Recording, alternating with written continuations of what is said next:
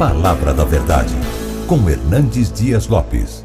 Meus amados, que bênção poder partilhar com vocês nesta manhã a tão preciosa palavra de Deus. Eu quero repartir com vocês o texto que está em Apocalipse, capítulo 1. Abra comigo, por gentileza, nesse texto. Apocalipse, capítulo 1. Faremos a leitura dos versos 9 a 13, a princípio. Apocalipse, capítulo 1, versos 9 a 13. Está escrito: Eu, João, irmão vosso, e companheiro na tribulação, no reino e na perseverança, em Jesus achei-me na ilha chamada Patmos, por causa da palavra de Deus e do testemunho de Jesus. Achei-me em espírito no dia do Senhor, e ouvi por detrás de mim grande voz como de trombeta dizendo: o que vês, escreve em livro e manda às 7 igrejas: Éfeso, Esmirna, Pérgamo, Tiatira, Sardes, Filadélfia e Laodiceia. Voltei-me para ver quem falava comigo, e voltado vi 7 candeeiros de ouro, e no meio dos candeeiros um semelhante a filho de homem. Vamos prosseguir a leitura no capítulo 3, versículos 14 a 22. Ao anjo da igreja em Laodiceia escreve: estas coisas diz o Amém, a testemunha fiel e verdadeira, o princípio da criação de Deus. Conheça as tuas obras, que nem és frio nem quente. Quem dera fosses frio ou quente.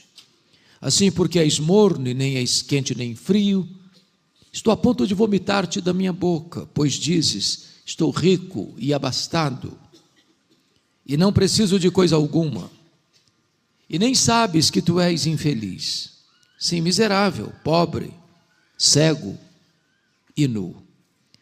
Aconselho-te que de mim compres ouro refinado pelo fogo, para te enriqueceres, vestiduras brancas para te vestires, a fim de que não seja manifesta a vergonha da tua nudez, e colírio para ungir os teus olhos, a fim de que vejas.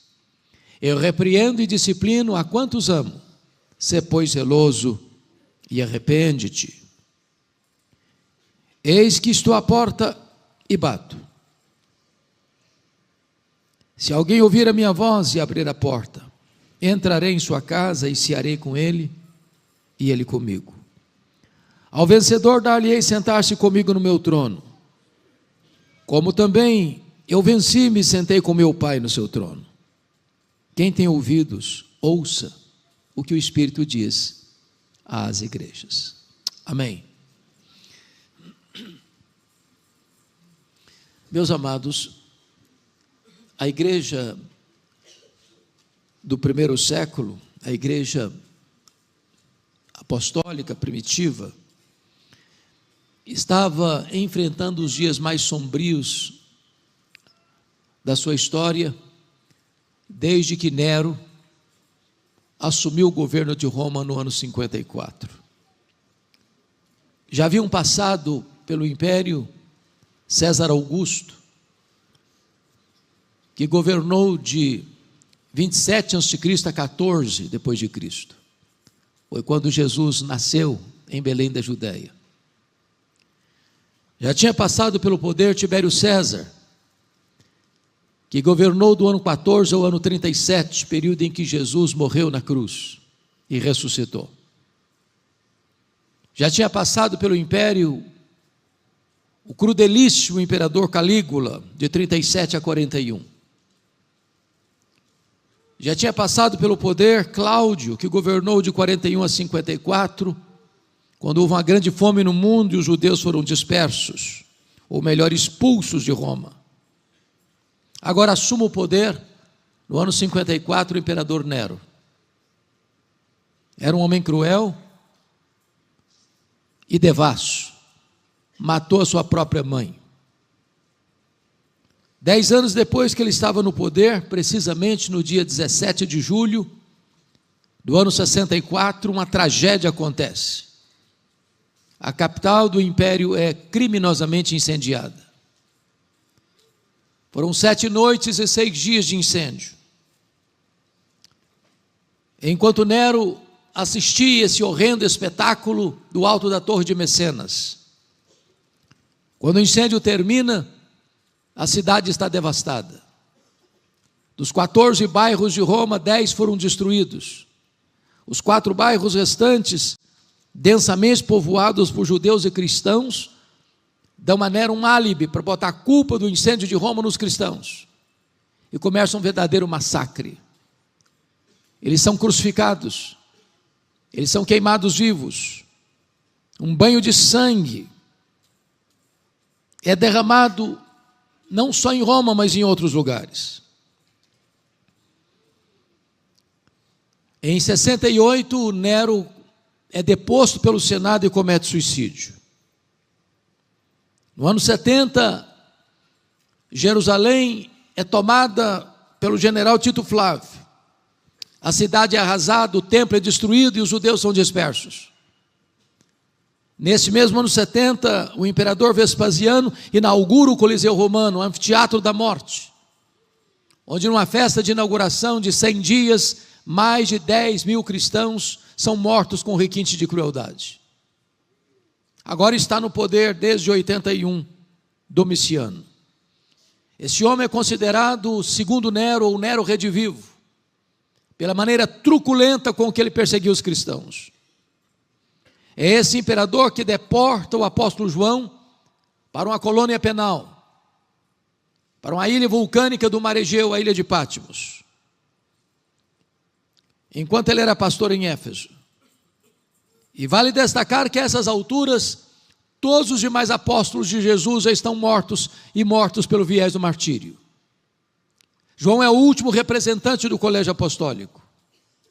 A igreja está sangrando, a igreja está massacrada, a igreja está sendo torturada e os crentes estão sendo martirizados. Parecia que era o fim. Parecia que não havia uma janela aberta, um escape. João está numa ilha, cercado por todos os lados, com todas as portas da terra fechadas para ele. Mas, nos tempos mais amargos da igreja, Deus continuou no trono. Deus continuou com as rédeas da história em suas mãos. E quando todas as portas se fecharam para João na terra, Deus abriu uma porta no céu e disse: sobe para aqui.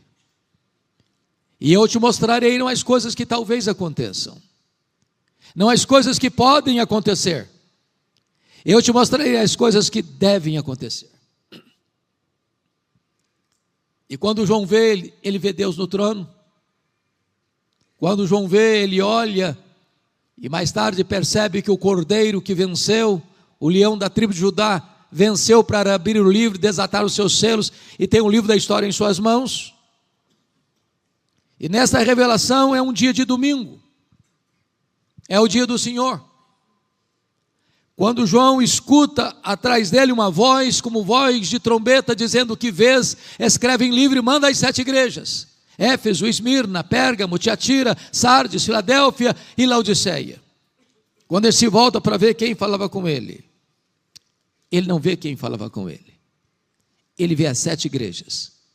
E no meio das igrejas, um semelhante a filho de homem. Ele vê Jesus, aquele que é o centro da eternidade, aquele que é o centro da história, aquele que é o centro da terra, aquele que é o centro do céu, aquele que é o centro da Bíblia, aquele que é o centro da igreja, aquele que é a razão da nossa vida. E eu chamo a sua atenção para alguns pontos. A primeira coisa que me marca está aí no versículo de número 13.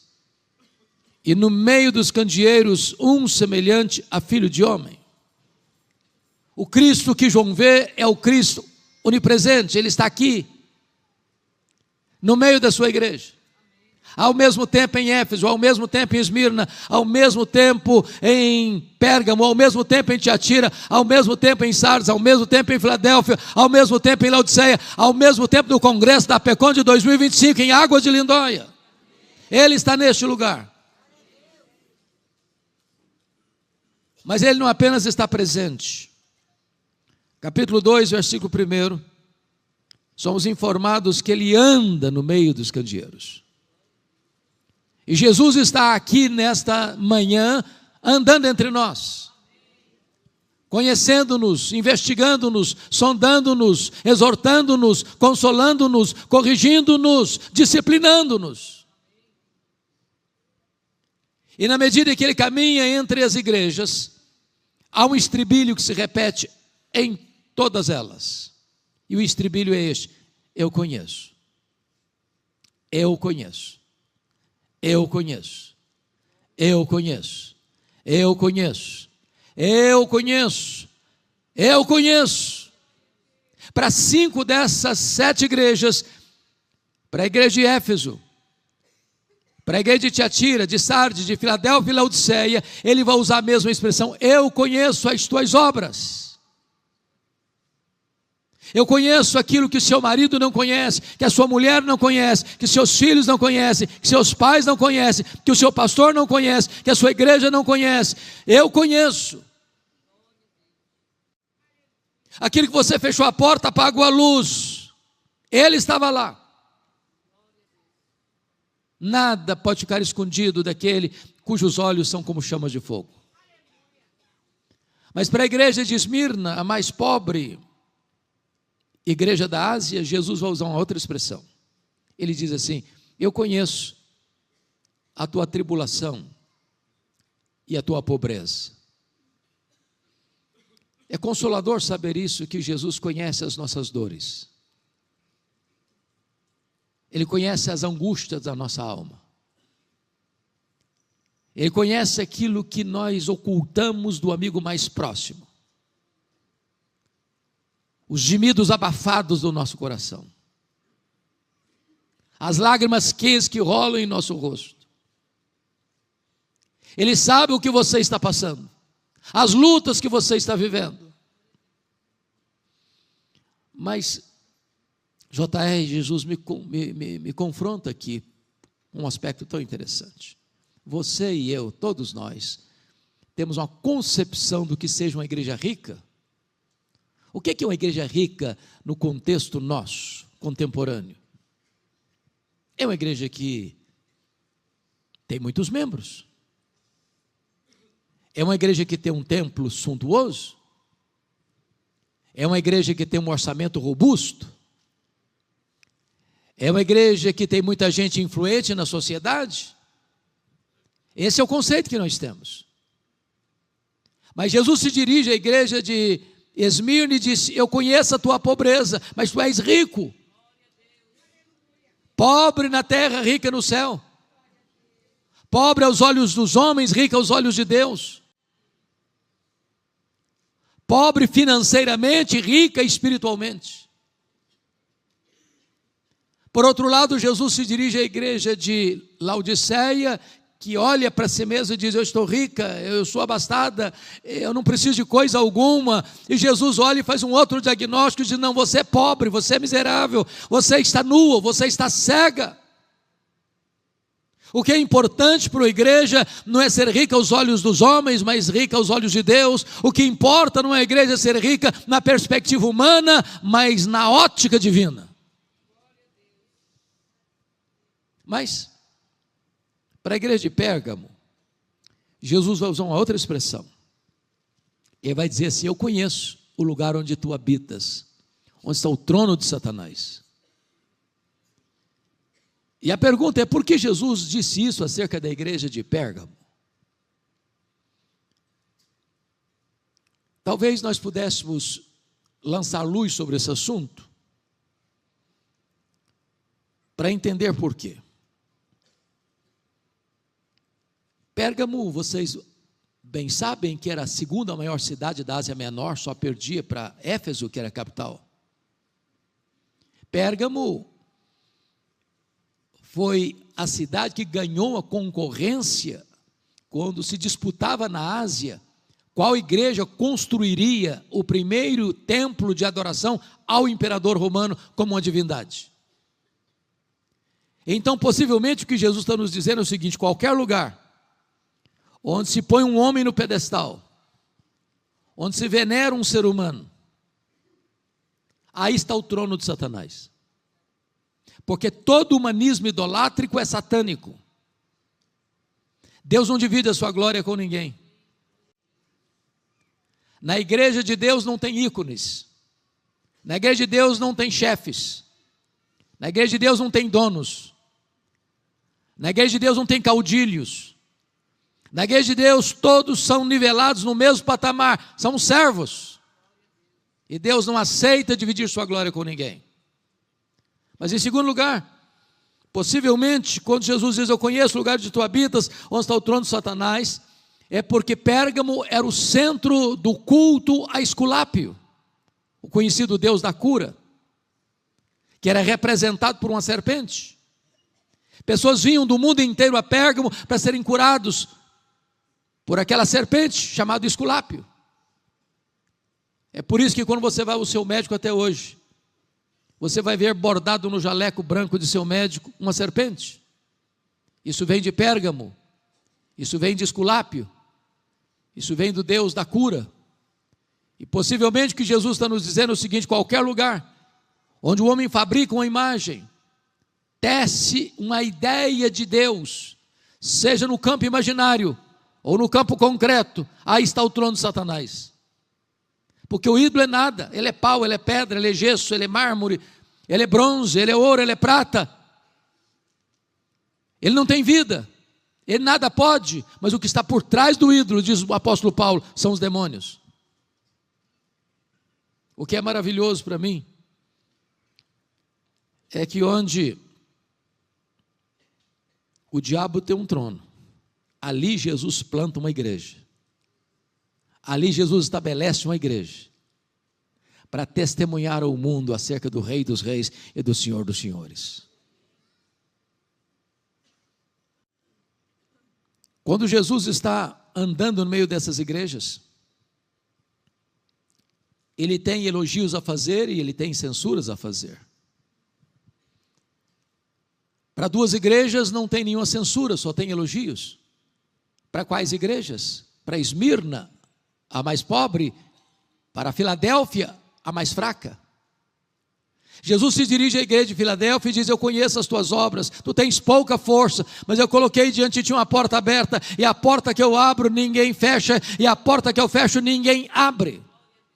A força de uma igreja não está no seu orçamento, não está na membresia que tem, está na sua santidade, está na sua vida íntima com Deus, está na sua comunhão com Deus. É quando a igreja é fiel ao Deus Todo-Poderoso, então ela é irresistível.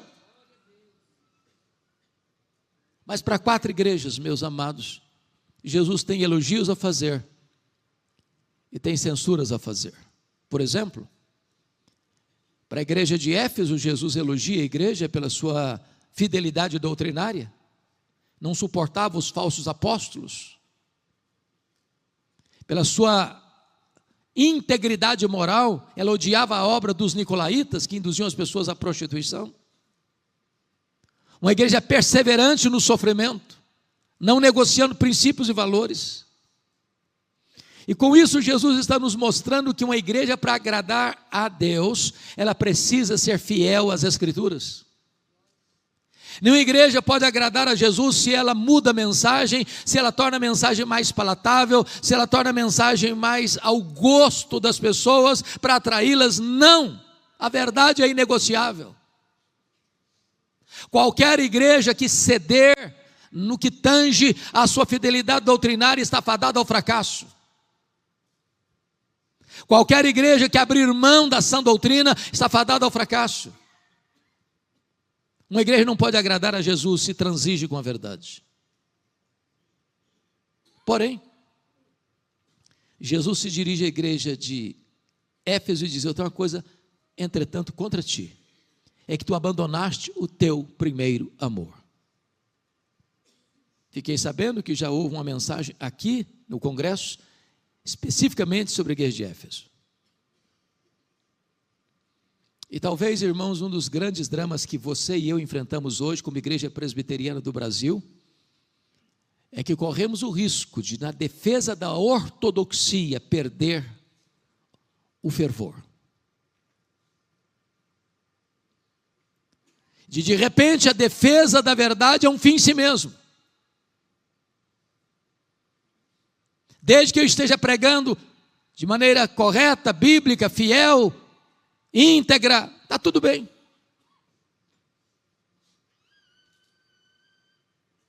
Mas a igreja perdeu o fervor, perdeu o entusiasmo, perdeu o brilho dos olhos, abandonou o primeiro amor, colocou a vida cristã no piloto automático, já não tem mais paixão pelas coisas de Deus. A Bíblia já não mais é um livro vivo que arde o coração. Não tem mais oração fervorosa, não tem mais busca do eterno, não tem mais fome de Deus, não tem mais sede pelas coisas do alto. Há uma ortodoxia árida, há uma ossificação da teologia. E essa igreja também não agrada a Jesus. Mas notem que agora Jesus vai olhar para a igreja de Tiatira, que é o contraponto da igreja de Éfeso, e Jesus elogia a igreja. Porque agora ela tem mais fé, mais obras e mais amor do que tinha lá no começo. Mas Jesus diz: tem uma coisa, porém, contra ti, é que tu toleras essa falsa profetisa Jezabel, que está induzindo o meu povo à prostituição. Notem comigo que Éfeso tinha doutrina, mas não tinha amor. Tiatira tem amor, mas não tinha doutrina. Em outras palavras, nós poderíamos ser a igreja mais amável, mais acolhedora, mais simpática, mais receptiva da cidade. Se nos falta essa doutrina, essa igreja não agrada a Jesus. Não podemos separar o que Deus uniu: teologia e ética, doutrina e vida, credo e conduta. Jamais uma igreja experimentará uma vida de santidade se ela negocia os princípios da verdade, porque a ética é filha da teologia e a teologia é mãe da ética. Mas Jesus se dirige agora à igreja de Pérgamo e ele tem elogios a fazer, porque tem gente tão fiel na igreja de Pérgamo como seu líder Antipas, a ponto de morrer pela sua fé, ser martirizado. E a Bíblia não menciona como, mas a história nos diz que Antipas foi morto, carbonizado dentro de um boi de bronze incandescido. Mas nessa mesma igreja que tem gente morrendo pela sua fé, tem gente flertando com as doutrinas de Balaão, vivendo uma vida promíscua.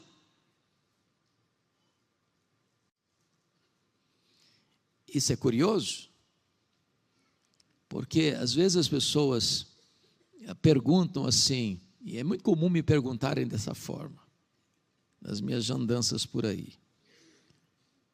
Pergunta assim: pastor, qual a avaliação que o senhor faz da igreja evangélica brasileira? Aliás, me fizeram essa pergunta essa semana. Às vezes, sabendo que eu sou um pastor presbiteriano, pergunta para mim: qual a avaliação que o senhor faz da igreja presbiteriana do Brasil?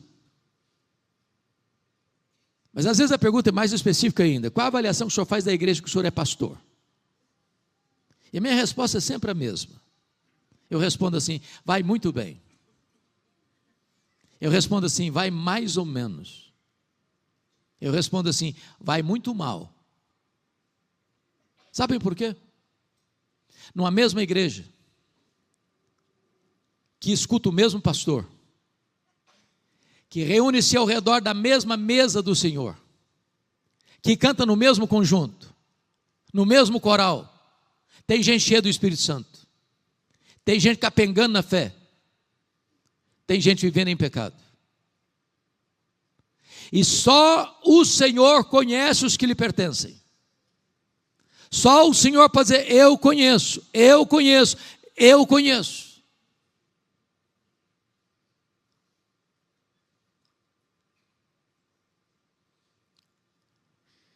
Mas Jesus olha a igreja de Sardes E aquela igreja tem um nome na cidade, de uma igreja viva, avivada. Eu acho que se alguém fosse no culto daquela igreja, ficava muito impressionado. A qualidade da música, as pessoas emocionadas, o envolvimento litúrgico era contagiante. O que é incrível é que Jesus não se impressiona com o que nos impressiona. É que Ele vê o que nós não conseguimos perceber. Porque às vezes, irmãos, nós corremos o risco de criar uma espiritualidade de clichês, de jargões, de dizer amém, aleluia, glória a Deus, isso não passar de um ritual vazio. E Jesus dizia: eu conheço, tens nome de que vives, mas estás morto. Tem uns poucos aí ainda que não se contaminaram. E o que Jesus me choca é porque a avaliação dele às vezes é tão diferente da minha. Para a igreja que diz que é rica, Jesus: não, você é pobre. Para a igreja que diz que é pobre, Jesus: não, você é rica.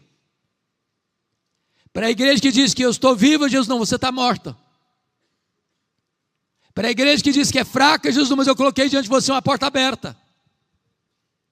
Portanto, o que importa não é o que eu penso a meu respeito. O que importa não é o que as pessoas dizem a meu respeito. O que importa é o que Deus diz a meu respeito. Deus não tem uma opinião, Deus tem um diagnóstico. Eu conheço, eu conheço, eu conheço. Mas, para uma igreja, Jesus não tem nenhum elogio, apenas censura. E qual igreja? A igreja de Laodiceia. E o grande problema é que a igreja de Laodiceia era a igreja que tinha melhor avaliação de si mesma. A igreja de Laodiceia colocava uma série de quesitos sobre vida de espiritualidade, sobre vida de santidade, e ticava todos esses itens dando nota máxima para si mesma. A igreja de Laodiceia aplaudia a si mesma. Ela formava um grande coral dos membros da sua igreja para cantar o hino "Quão grande és tu" diante do espelho. E Jesus olha para esta igreja e não faz o mesmo diagnóstico. E Jesus usa uma expressão que eu confesso que eu tenho até constrangimento de afirmar. Ele está sentindo náusea. Está dando vômito nele. E eu não sei quanto a você, mas para mim náusea é pior que dor. Se você está nauseado, não tem nada bom. Você está em pé, o mundo roda. Se você senta, o mundo deita com você. Se você deita, então dá cambalhota.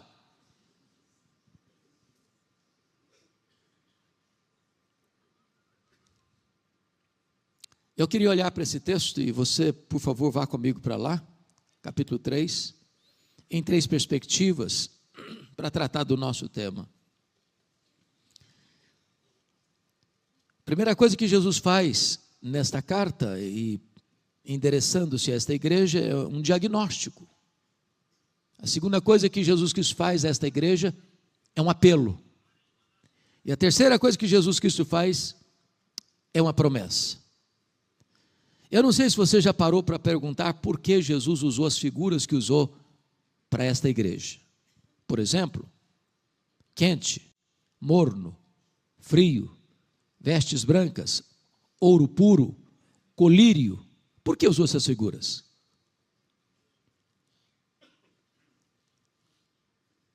Será que foi por acaso? Ou proposital?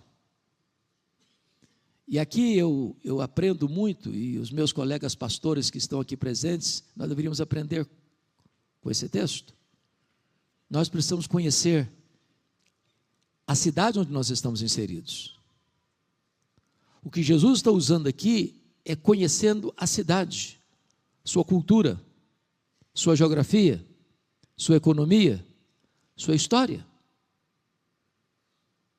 Eu pergunto a você, pastor, você conhece a sua cidade? Sabe quantos habitantes tem? Sabe qual é o PIB da cidade? Sabe como é que é o comércio da cidade? Sabe como é que é a indústria da cidade? Você percorre as ruas da cidade? Você entende a cidade? A cultura da cidade? Porque todas as figuras que Jesus usou aqui têm a ver com o aspecto da cidade de Laodiceia. Por exemplo, quando ele usa a expressão, quem dera fosses quente ou frio, assim, porque és morno, nem és quente nem frio, estou a ponto de vomitar da minha boca. Do que ele está falando? Por que essa expressão quente, frio, morno? Vocês muito bem sabem que Laodiceia ficava na região do Vale do Rio Lico, a região mais próspera da Ásia Menor, hoje ainda uma das regiões ricas da Turquia asiática. Ali era um centro metropolitano com 3 cidades principais, Laodiceia, Hierápolis e Colossos. Hierápolis é até hoje uma cidade conhecida pelas suas águas termais. Era a nossa Caldas Novas brasileira. Lá tem uma montanha chamada Montanha de Algodão, de rocha calcária branca, onde brota água quente e foi descendo em cascatas, formando piscinas naturais, e as pessoas vinham e vêm até hoje para tomar banhos terapêuticos. Do outro lado do Rio Lico fica a cidade de Colossos, conhecida pelas suas fontes de águas frias, também terapêuticas. Laodiceia, entretanto, não tinha fontes nem de águas quentes, nem de águas frias. As águas que chegavam na cidade vinham por meio de aquedutos e chegavam mornas, tépidas, impróprias para beber e para uso doméstico. E Jesus diz assim: quem dera tu fosses quente com mais águas de Hierápolis, quem dera tu fosses frio com mais águas de Colossos, terapêuticas, mas porque tu és morno com mais águas que chegam na cidade, eu estou a ponto de vomitar-te da minha boca. Ele pega o gancho da geografia para trazer uma lição espiritual. Por que ele fala das vestes brancas? Porque Laodiceia era o maior centro têxtil da Ásia Menor, se orgulhava das suas fábricas de roupas, e Jesus diz: vocês se orgulham das suas fábricas de roupas, do seu comércio, da sua indústria, mas vocês espiritualmente estão nus. Por que ele fala do ouro puro? Que Laodiceia era a cidade dos banqueiros, dos endinheirados, dos ricaços. Para você ter uma ideia, no ano 46 depois de Cristo, essa região metropolitana foi assolada por um terremoto. Colossos e Hierápolis nunca se reconstruíram de verdade. Laodiceia não precisou de dinheiro público para se reconstruir. A cidade foi reconstruída pelos endinheirados da cidade. E Jesus está dizendo: vocês se orgulham do ouro que vocês têm, mas espiritualmente vocês estão pobres. Por que Jesus usa a figura do colírio? Porque Laodiceia era o maior centro oftalmológico da Ásia Menor. Havia um remédio quase milagroso naquela cidade chamado pó frígio. E Jesus está dizendo: vocês se orgulham das suas clínicas de tratamento de olhos, mas espiritualmente vocês estão cegos. O que Jesus está fazendo? Um diagnóstico. Agora, sabe o que me impressiona? Não é o que Jesus vê, é o que ele não vê. Preste atenção nisso, leia as 7 cartas. E vocês não verão nenhuma denúncia de Jesus de heresia, falsa doutrina, na igreja de Laodiceia. Não tem falsos apóstolos. Não tem doutrina de Jezabel. Não tem doutrina de Balaão. Não tem. Diríamos nós hoje, irmãos, que a igreja de Laodiceia era uma igreja ortodoxa. A igreja não está sendo afligida por falsos mestres, por falsos profetas, por falsos apóstolos. A igreja é íntegra, teologicamente falando. E não obstante isso, ela está causando náuseas no Senhor. Leia as 7 cartas. E vocês não verão nenhuma denúncia de Jesus de problemas morais na igreja de Laodiceia. Lá não tem profetiza Jezabel induzindo o povo à prostituição. Lá não tem doutrina dos nicolaítas ensinando a imoralidade. Lá não tem nenhum problema de escândalo na igreja. A liderança não precisava se reunir para disciplinar membros. A igreja era eticamente saudável. Mas apesar disso, está causando náuseas em Jesus. Leia as cartas. E vocês não verão nenhuma denúncia de Jesus de pobreza na cidade, na igreja. A igreja de Esmirna era pobre. Não, nessa igreja não tem ninguém. Aliás, os teólogos da prosperidade não fariam sucesso lá. Todo mundo já era rico. Mas a igreja está causando náuseas no Senhor Jesus. Leia as cartas. E vocês não verão nenhuma perseguição, nem política como em Pérgamo, nem religiosa como em Éfeso, na igreja. A igreja é uma ilha de paz, num mar de violência e perseguição. A igreja está em paz, mas está causando náuseas no Senhor Jesus. Agora preste atenção. Se você e eu nos mudássemos para aquela região, lá no finalzinho do primeiro século, sabe qual a igreja que você e eu gostaríamos de frequentar e levar a nossa família? Com certeza, a igreja de Laodiceia. Ortodoxa, ética, próspera, em paz. Desfruta de um bom conceito diante do espelho e desfruta de um bom conceito fora dos portões. E Jesus olha para essa igreja e diz: eu estou a ponto de vomitar-te da minha boca. Então resta a pergunta: o que é que Jesus viu então nesta igreja que lhe causou tanto desconforto? Apenas uma coisa: falta de santidade, falta de fervor,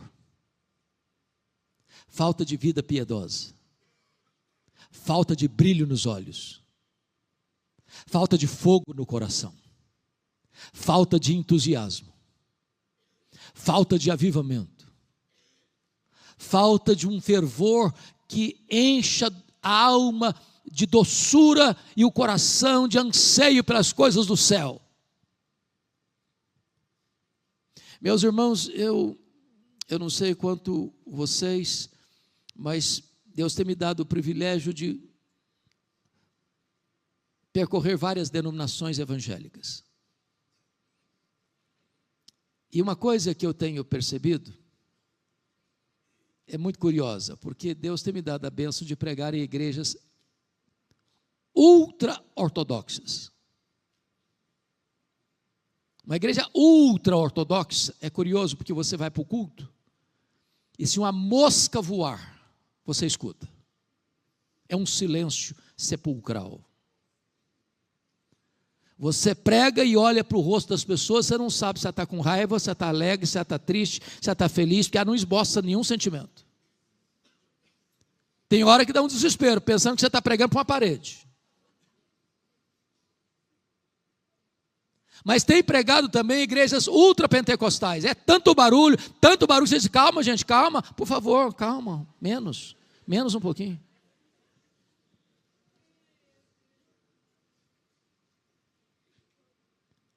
Sabe o que eu concluo? Que santidade, piedade, fervor não tem nada a ver com estilo de culto.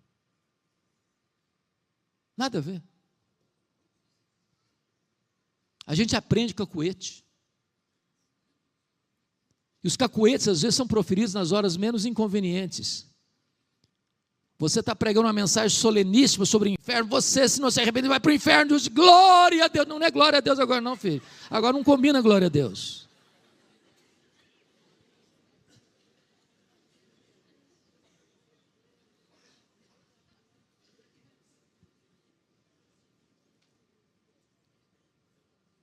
Então,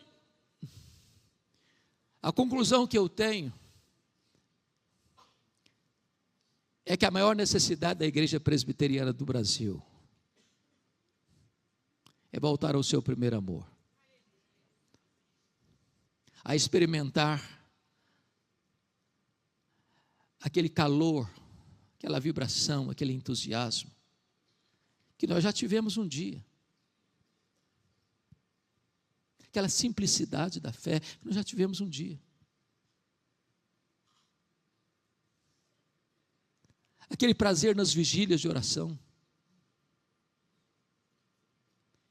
aquele prazer de sair de casa e não perder uma oportunidade de sentar num avião, num ônibus, num metrô, num táxi, num Uber, sem falar de Jesus.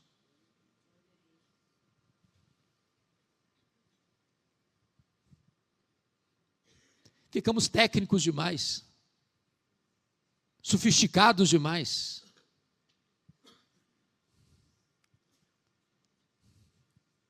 Às vezes soberbos demais.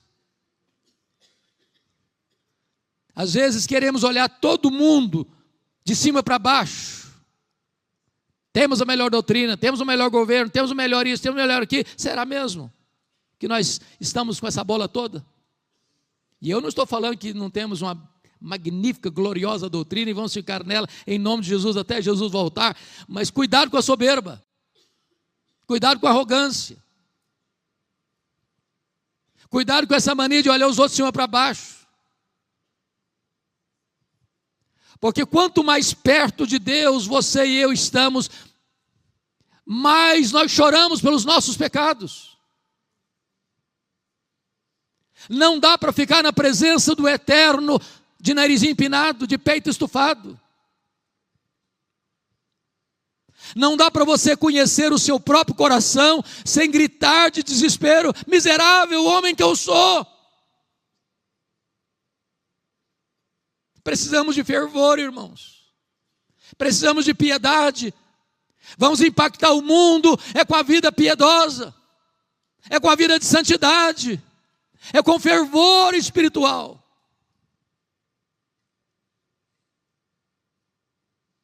E depois que Jesus faz esse diagnóstico, ele faz um apelo. Versículo 18. Jesus me impressiona porque ele se apresenta como um mascate, como um vendedor ambulante, que tem um produto para vender, o produto é essencial e o preço é de graça. Aconselho-te que de mim compres ouro refinado pelo fogo, para te enriqueceres, vestiduras brancas para te vestires, a fim de que não seja manifesta a vergonha da tua nudez, e colírio para ungir os teus olhos, a fim de que vejas. Jesus podia dar uma ordem, mas ele dá um conselho. Agora preste atenção no que ele está querendo dizer. Aconselho-te que tu compres de mim. Aconselho-te que tu compres de mim.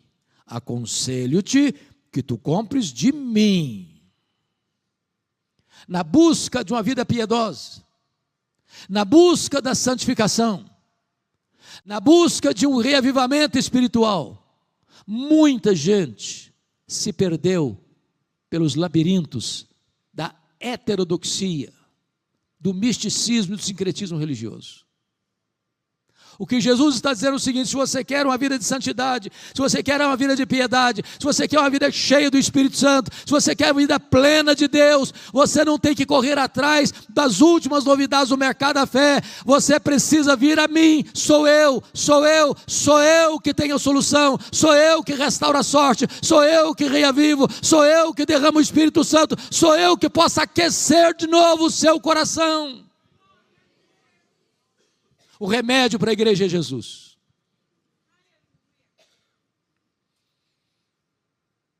Quando chega no verso 19, Jesus tem uma declaração a fazer e uma ordem a dar. E a declaração dele é esta: eu repreendo e disciplino a quantos amo. E a ordem é: sê pois zeloso e arrepende-te. Eu não sei quanto a vocês, mas convenhamos, Jesus pegou pesado com essa igreja, pegou não? Pegou pesado. E eu quero dizer para vocês que a igreja de Laodiceia não ficou lá 2000 anos não, ela está aqui nesta manhã. Os laodicenses estão nesse congresso. Eu sou laodicense e você também. Mas sabe por que Jesus pega pesado com você e comigo? É porque não abre mão da nossa vida. O que ele está dizendo para essa igreja é o seguinte: eu não fui para a cruz, eu não morri no Calvário, Eu não ressuscitei dentre os mortos para produzir uma igreja apática, insossa, insípida. Meu projeto não é ter um crente sem entusiasmo, sem brilho nos olhos. Eu estou disciplinando você porque eu te amo e não abro mão da sua vida. Eu não desisto de você.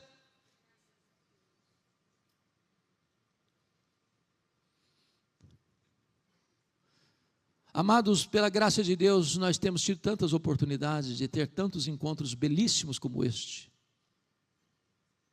Gostaria de estar aqui com vocês desde o começo e ouvir todas as ministrações que vocês receberam aqui, mas corremos o risco, irmãos, de isso se tornar um costume, um hábito. Isso não impactar mais nossa vida. Isso não gerar mais vida em nós. De voltarmos, continuar tudo do mesmo jeito. Mesma rotina, mesma mesmice. Desculpa do pleonasmo. Eu repreendo e disciplino a quantos amo. E a ordem do Senhor é essa: arrepende-te, muda a tua vida, muda a tua conduta. E o Senhor agora se apresenta a esta igreja no verso 20 de uma maneira tão doce, tão meiga, tão generosa, e diz: eis que eu estou à porta e bato. Se alguém ouvir a minha voz e abrir a porta, eu entrarei, cearei com ele e ele comigo. Sabe o que me impressiona? É que Laodiceia estava tão feliz com ela mesma, tão contente com ela mesma, tão embriagada com o sucesso dela mesma, que nem percebeu que Jesus estava do lado de fora. Corremos o risco, irmãos, de fazermos tudo para nós mesmos. Cantarmos para nós, pregarmos para nós, ofertarmos para nós. Tudo é construído ao redor de atender a nós mesmos. Estamos encantados, somos quase narcisistas. E Jesus está lá de fora ainda, e nós nem estamos percebendo isso. E Ele está batendo a porta. E a ideia de bater é continuar batendo. Quantas vezes o Senhor já insistiu com você e comigo para nos voltarmos para Ele? E o que é maravilhoso é que Ele nos convidar para cear com Ele é graça, mas Ele querer cear conosco é um gesto de tanta misericórdia. E a única maneira do seu coração aquecer é assentar-se com Jesus, intimamente com Ele à mesa.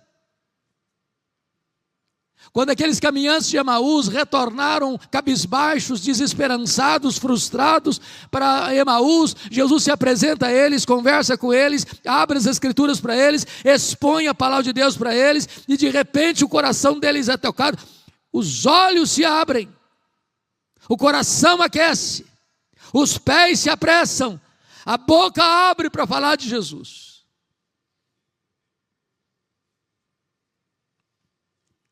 Que seu coração possa se aquecer nesta manhã.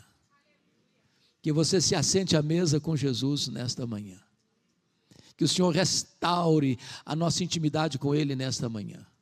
Que voltemos ao nosso primeiro amor nesta manhã. Que o melhor daquilo que nós já vivemos até hoje sejam medidas mínimas do que Deus vai fazer em nós, por nós e através de nós daqui para frente, em nome de Jesus. Mas agora eu quero concluir com a promessa de Jesus. E confira comigo o versículo 14, porque na sua apresentação à igreja, ele diz por que ele tem autoridade e competência para fazer promessas. Estas coisas diz o amém. Em outras palavras, se você não escutar Jesus, não tem mais esperança.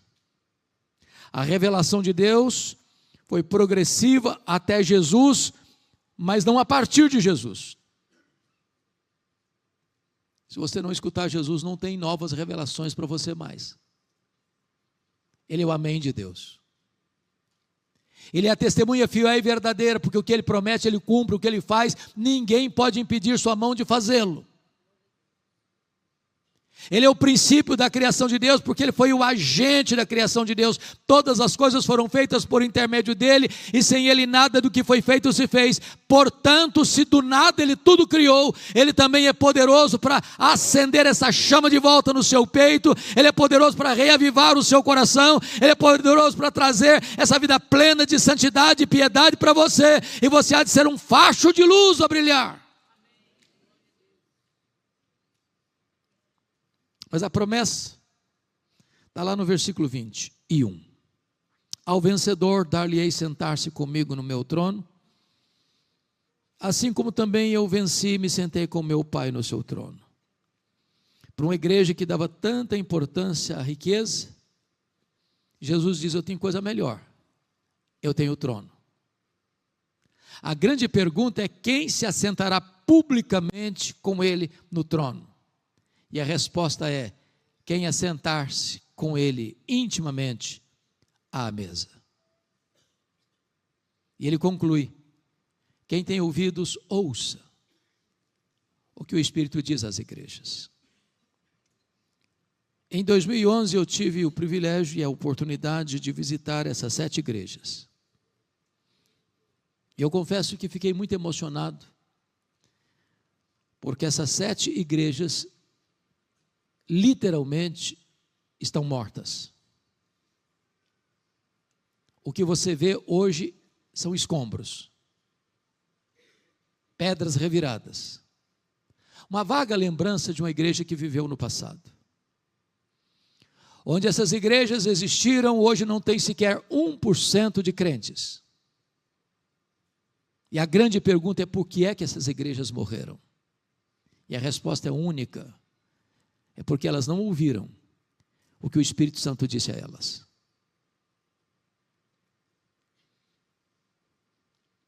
Vamos comemorar este ano 508 anos de reforma, em outubro. E a Europa não tem o que celebrar. O continente europeu, que foi o berço da reforma, e que foi o celeiro de missionários para o mundo, hoje é um continente pós-cristão. Você vai à Holanda hoje, os templos estão lá, mas desde 1960, vazios, não tem mais gente. De vez em quando, um musical, uma palestra social, mas os crentes não estão mais lá. Você vai para a Escócia, chega em Edimburgo,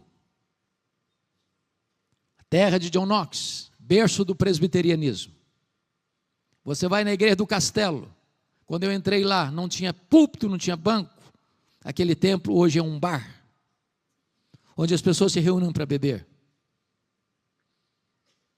Você vai para a Inglaterra, dos grandes avivamentos. A Inglaterra de John Wesley, de George Whitefield, de William Carey, de William Wilberforce, John Charles Weil, Charles Haddon Spurgeon, Mark Lloyd Jones, John Stott. A Inglaterra hoje tem apenas 4% da sua população frequentando a igreja. Os templos estão sendo vendidos e transformados em mesquitas muçulmanas, em bares, em museus. Sabe por que as igrejas estão morrendo na Europa? Porque elas não estão ouvindo o que o Espírito Santo disse a elas. Você vai para a América do Norte e você vai encontrar as chamadas dead churches, igrejas mortas. As denominações históricas perdendo membros, ano após ano, ano após ano. Os seminários que formaram pastores, teólogos, missionários para o mundo, tomados de assalto pelos liberais, estão matando, destilando veneno. Eu estive no seminário de Princeton, olhando os livros que seriam estudados aquele ano, não encontrei sequer um livro de orientação ortodoxa, todos liberais, todos liberais. E eu posso lhes garantir, irmãos, qualquer igreja, qualquer denominação que subscrever o liberalismo, ela assina no mesmo dia o seu atestado de óbito. Não tem antídoto, não tem remédio.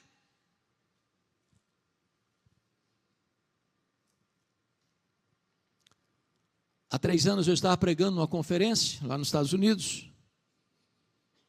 E fui pregar numa igreja. E do hotel à igreja era meia hora de carro.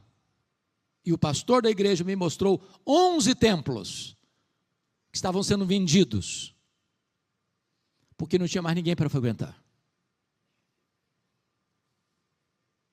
As denominações históricas, há poucos dias, eu estava, menos de um ano, estava lá pregando, e a pessoa me disse: pastor Hernandes, a nossa denominação, toda ela, em toda a América, não batizou 100 pessoas neste ano. Toda a denominação, no país inteiro. Sabe por que as igrejas estão morrendo na América, irmãos? Porque elas não estão ouvindo o que o Espírito diz a elas. Agora, olha para o Brasil. Olha para o Brasil. E você verá que há denominações aqui que já sucumbiram ao liberalismo. Há seminários aqui que não acreditam mais que esse livro é palavra de Deus. Estão murchando, desidratando, minguando. Mas não acordam. Olham para o Brasil. E vocês verão mega igrejas, mega templos, multidões e multidões, mas não tem evangelho. Mas não se prega sobre a graça, não se prega sobre justificação pela fé, não se prega sobre novo nascimento, não se prega sobre regeneração, não se prega sobre piedade, não se prega sobre o céu, não se alerta sobre os horrores do inferno, não tem evangelho, não tem palavra de Deus, e ou não tem palavra de Deus, não tem o Deus da palavra.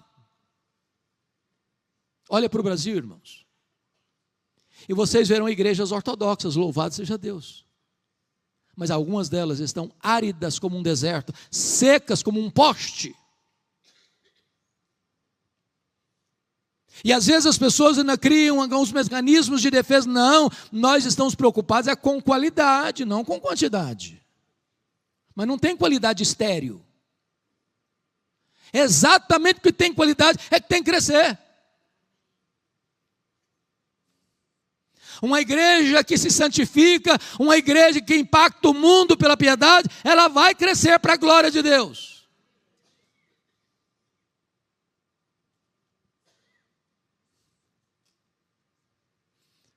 Eu não sei quanto a vocês, mas o meu coração se aflige profundamente com isso. Porque basta uma única geração para uma igreja se perder. Se essa vida de santidade e piedade não for transmitida dentro de casa, corremos o risco de perder as futuras gerações. A Bíblia diz que aquela geração que nasceu no Egito, morreu no deserto. Eu fico pensando, meu Deus, o Moisés viu uma geração inteira morrer. Já pensou nisso? Acho que ninguém fez mais ofício fúnebre na história do que Moisés. Tinham 2 milhões de pessoas, 600 mil homens, fora mulheres e crianças. Toda aquela geração morreu, toda, exceto 2 pessoas, Josué e Caleb. Até o Moisés morreu, no finalzinho.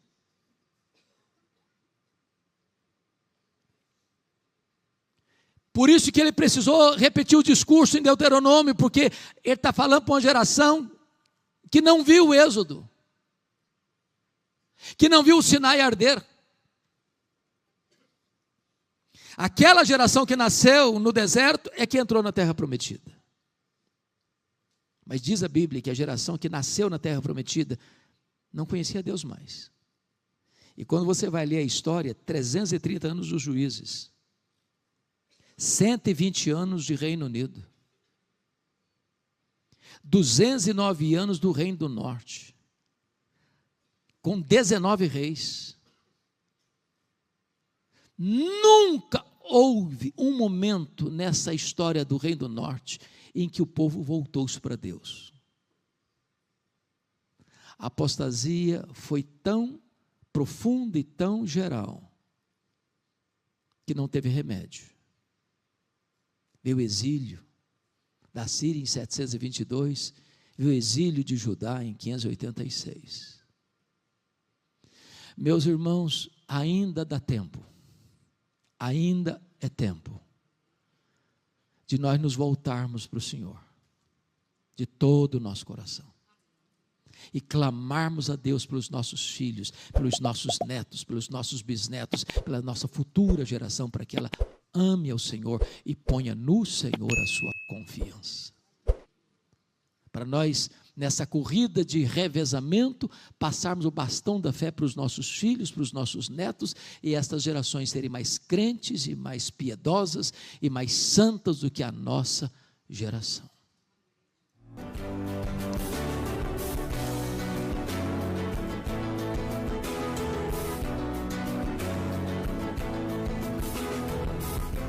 Palavra da Verdade, com Hernandes Dias Lopes.